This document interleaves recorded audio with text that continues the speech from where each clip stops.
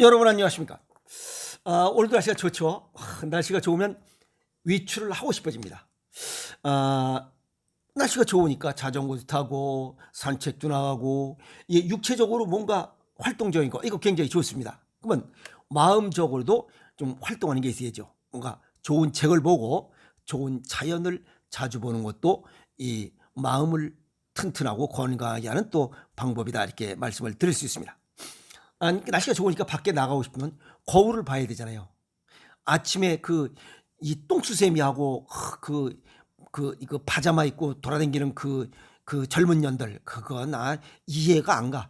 그 신랑들이 좀 집구석에 와서 그 마누라들이 어떻게 하고 사는가 좀 봐야 돼 몰래. 에이? 자, 오늘 거울 몇 번 보느냐? 여러분들 거울 하루에 몇 번씩 봅니까? 거울 보시면서 자기의 미운 부분이 눈에 띌 거예요. 그때는 거길 자꾸만 이렇게 만져보면서 이뻐져라 이뻐져라 좀 멋있는 관상을 가질 수 있게 해줘라 라고 자꾸만 주문을 해오면 실제 관상이 멋있어집니다. 나이 들어서 돈 많고 벤츠 타고 다니는 거 다 쓸데없어요. 어느 모임에 갔을 때 관상이 멋있으면 다 그냥 죽습니다. 아시겠어요? 그래서 멋있는 관상을 가질 수 있도록 자주 거울 보면서 이렇게 자신을 다듬는 그런 것도 가을을 멋있게 보내는 방법이 아니겠느냐라고 생각을 합니다. 오늘 자전거 타는데 유난히 눈에 띄는 꽃이 있어요. 이게 나팔꽃과 맥꽃입니다. 나팔꽃은 꽃말이 무엇이냐? 뭐 기쁜 소식이래요. 뭐 기쁜 소식 자주 전하면 좋겠죠. 그 다음에 맥꽃은 속박, 충성, 수줍음 이런 그 꽃말을 갖고 있어요. 그런데 나팔꽃이나 맥꽃이 자주 눈에 띄는 것은 정력이 약해졌을 때 그 꽃이 자주 눈에 띕니다. 아시겠어요? 여러분도 혹시 이렇게 다니시다가 야 저거 나팔꽃, 맥꽃이 참 이뻐 보인다라고 하면 정력이 떨어졌다는 뜻이에요. 아시겠어요? 또 요즘 또 길 옆에 보면 그 칸나라는 꽃이 있죠. 아이? 그런 꽃이 눈에 띄면 그건 빨간색이에요. 그런 꽃이 자주 띄는 사람들은 야 내가 지금 심장이 약하구나. 그래서 계단 오르락내리락하는 훈련을 좀 자주 하셔야 됩니다. 그래서 꽃에 따라 오장육부의 기능 저하를 알 수 있는 것을 오늘 두 가지 가르쳐 드렸습니다. 자, 오늘 무슨 얘기 하려고 그러냐면 남자들보다는 여자들에게 아주 많이 발생하는 병입니다.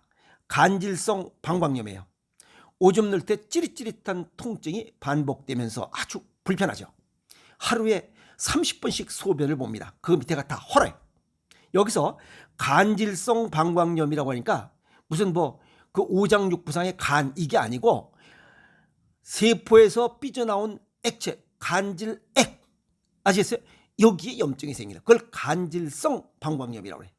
아시겠어요? 그래서 림프액이 빠져나오는 거야. 그게 나왔다가 일부는 들어가고 일부는 남는다고 그랬죠. 왜? 림프액이 사방천지로 혈관 오만 돌아다니면서 균을 잡는 이러한 기능을 하기 때문에 우리 몸 전신에 퍼져 있어요. 아시겠어요? 염증에 관한 얘기가 딱 나오면 일단 염기가 부족하다라고 딱 개념 잡으시면 됩니다. 그래서 오줌 넣을 때 뻐근하고 또 방광에 오줌이 차면 통증이 나와서 통증을 없애기 위해서 오줌을 자꾸만 쌉니다. 그래서 간질성 방광염 이건 만성 방광염 질환으로 서양의학적으로 정리하죠. 배뇨통 그 다음에 방광에 오줌이 충만할 때 요 치골 상복부의 통증 거기에 제일 겉에 방광이 들어앉았기 때문에 거기에 통증이 나타나요. 그 다음에 골반통 그 다음에 시리니까 오줌을 자주 내요. 빈뇨 하루에 30번씩 누는 사람 이리에 사시는 어느 분 하루에 30번씩 오줌을 누는 아주 불편한 증상이 있었던 분도 있고 그 다음에 요절박 오줌이 그냥 급해서 그냥 죽어요. 그냥 빨랑빨랑 놓여야 돼. 그래서 이런 것들이 한 가지 이상 동반됐을 때 그걸 간질성 방광염이라고 정의합니다. 그런데 서양의학적으로는 이 간질성 방광염의 원인이 뭔지를 몰라요. 염기 부족입니다. 그래서 방광이 만성적으로 아프면 암 통증 못지않게 삶의 질을 떨어뜨립니다. 그래서 소변과 관련된 통증이 반복적으로 나타나기 때문에 아주 하루에 30번 최소 16번 이상 오줌을 눕니다. 이거 죽을 징후입니다. 아시겠어요? 그런데 소변에 뚜렷한 세균 감염이 없고 세균 감염이 됐으면 항생제를 쏘는데 감염이 없고 원인이 될 만한 방광에 다른 이상이 없다는 거예요. 그래서 이건 세균 감염이 아니라 염증 때문이다. 염증은 염기가 부족해서 그래요. 이제 이해가 있죠? 그래서 여기 이대 서울병원 비뇨기과 교수가 연구한 내용에 보면 방광 조직에 없어야 할 심한 염증 반응이 조직 사이에 차 있고 때로는 방광 점막이 헐어서 벌겋게 벗겨져 있거나 충혈되어 있다. 염기가 부족하면 이런 증상이 나타나요. 염기가 부족한 거예요. 그래서 발생하는 것이 간질성 방광염이야. 그런데 이건 서양의학적으로 어떤 세균이나 뭐가 있어야 되는데 그런 게 없으니까 못 찾는 거예요. 그래서 원인 불명이라고 얘기하는 거예요. 이거 증상들 보면 잦은 소변, 배뇨통, 그래서 소변 검사하면 세균이 없어. 그리고 거기에 뭐 적혈구나 백혈구 이런 게 보이는데 뭐 항생제를 써도 이 치료되지 않고 그냥 6주 이상 뻐근하게 아까 얘기했던 이런 증상들이 계속 나타나. 이건 소금을 들이부어야 되는데 그런 거 안 먹고 뭐 맵지 않게 짜지 않게 먹어라. 그리고 들쩍지근한 거 좋아하고 커피 녹차 먹어야 되니까 간질성 방광염이 훨씬 많이 생길 수밖에 없잖아요.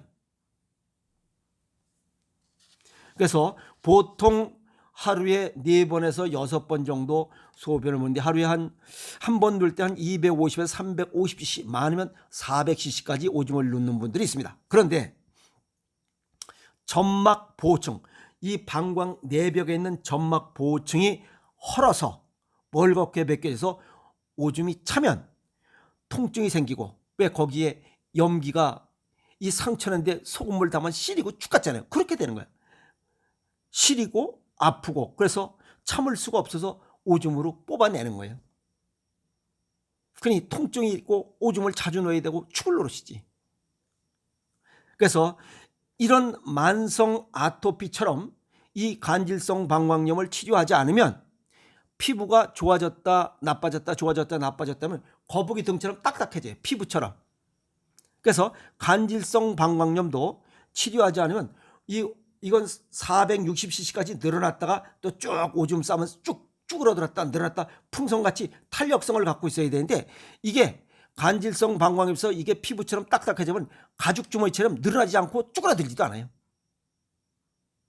그래서 적은 양의 소변을 자주 볼 수밖에 없는 게 이거예요. 이걸 또 그나마 방치하면 이게 소변이 역류해요. 그래서 콩팥 기능이 망가져요. 그래서 만성 콩팥 병이 발생해. 복잡하죠. 그래서 이제 뭐 이렇게 오줌 넣을 때 시리고 찌릿찌릿하다고 해서 병원에 가서 그냥 항생제 처방을 하고 2, 3년 뒤에 간질성 방광염으로 이렇게 진단 찾는 경우가 많아요. 그러면 이거 만성 콩팥병으로 어느 정도 진행된 다음에 찾으면 손해지 않습니까? 그래서 그렇게 되지 않도록 이런 증상들 보고 이상이 있으면 바로 전문의에게 진찰받고 치료하는 그런 시간을 갖도록 하세요. 그리고 방광 기능을 이게 가죽처럼 딱딱해지고 이렇게 뻣뻣해져 버리면 인공 방광 수술을 해야 돼요. 길이까지 해야 됩니다. 그리고 또 장 그 근육을 얇으니까 장 근육을 띄어다가 거기 또 이렇게 방광 근육을 만들어 버리는 장 방광을 인조적으로 만드는 이런 부착하는 방법도 있습니다. 그리고 딱딱하게 굳어진 이런 방광은 떼 버리기도 합니다. 이렇게 수술을 하죠. 동양의학적 소견을 정리하면 신장 방광이 관여되어 있습니다. 이 간질성 방광염은 아까도 말씀드렸지만 오장육부에 여기 간 그것이 아니고 간질액 아시겠어요? 세포와 세포 사이 혈관과 혈관 밖에 여기에 돌아다니고 있는 림프액에 염증이 생기고 그게 방광에 있는 이 조직에 림프액 그 주변에 염증이 생긴 거예요. 그래서 간질성 방광염은 림프액이 이탈 후에 복귀하지 않고 조직 위에 남아있는 물질로서 방광 조직에 넘나드는 림프액이 여기 염증이 생긴 거예요. 전체적으로 뭐 얘기하면 그냥 싱겁게 먹고 짜지 않게 먹어서 생기는 병 중에 하나가 이 간질성 방광염이에요. 그래서 염증이 염증이 생겼다면 염기 부족 가장 쉬운 방법입니다. 짭조름하게 먹는 겁니다. 단맛 줄이고. 달콤한 걸 먹으면 콩팥이 망가지기 때문에 그래요. 이해했죠? 그래서 서양의학 적으로 원인이 없다. 싱겁게 먹은 게 원인이지 짜지 않게 먹은 게 원인이고. 아시겠어요? 그래서 짠맛을 보충해야 고치는 병 중에 하나가 간질성 방광염입니다. 그래서 속 안으로는 찝찝한 것을 간장, 된장, 고추장, 장아찌 절임 음식 이런 걸 자꾸만 먹고 천일염과 죽염으로 만든 이런 음식 짭조름하게 먹고, 그 다음에 외부로는 여기 아랫배, 배꼽 아랫부분 이 배거죽 바로 안쪽에 방광이 붙어 있어요. 거기에 따뜻한 물에 소금을 넣고 끓여서 더 브릭스를 높여서 거기에 수건 꾹 짜서 아랫배에 덮는 이런 소금물 온 찜질도 아주 효과가 대단히 좋습니다. 아시겠어요? 좋아요. 아시겠어요? 그리고 소변의 염기 농도를 0.9% 이상 유지하면 간질성 방광염이 서서히 사라집니다. 이런 간질성 방광염이 있으신 분들은 소변의 염도를 체크해보면 0.9% 미만입니다. 아시겠어요? 단맛을 줄여라, 아랫배에 찜질하라. 그리고 발 복숭아뼈 안쪽에, 복숭아뼈 바로 앞쪽에 거기에 방광 반사구가 있습니다. 거기를 자꾸만 자극해야 돼요. 그럼 결국 뭐 맨날 그거 아니냐, 그냥 맨발로 걸으면 다 이런 것들이 무릎 밑에 있는 63개수의 반사구가 전체적으로 자극되기 때문에 방광, 신장에서부터 방광 요관까지 가는 이런 모든 기관들이 자극되기 때문에 굉장히 좋은 개선 효과를 볼 수 있습니다. 아셨습니까? 그리고 방광 근육은 간이 또 연관돼 있어요. 스트레스 받으면 이 방광 근육이 수축되고 이완되는 이런 기능이 떨어지기 때문에 그냥 수축돼 있어요. 여기다가 염증까지 생기면 이게 풍선같이 늘어났다 쭈그러들었다 했는데 그게 안 되는 거예요. 가죽처럼 뻣뻣해집니다. 그러면 간질성 방광염이 어김없이 생겨요. 그럼 성질을 좀 부드럽게 가지라는 거예요. 그래서 간질성 방광염은 성질 더러운 사람이 생기는 병 중에 또 하나다. 스트레스 이빠이 받는 사람이 생기는 병이다. 이렇게 보시면 됩니다. 그래서 이런 분들은 들쩍지근한 어떤 음료수 뭐 이런 걸 먹는 게 아니라 팥을 적도 붉은 팥을 푹 삶아서 그 물을 수시로 먹는 것도 굉장히 좋습니다. 거기에 신장 기능 좋게 한다고 찝찝한 소금을 살짝 타서 이렇게 팥죽, 이것도 굉장히 좋은 음식이죠. 팥죽, 그 다음에 팥 삶은 물을 먹는 것도 굉장히 좋다. 이렇게 정리할 수가 있습니다. 민주의술적으로. 그 다음 맨발로 걸어라. 수없이 얘기했잖아요. 맨발로 걸으면 이런 병 자체가 생기질 않아요. 아시겠어요?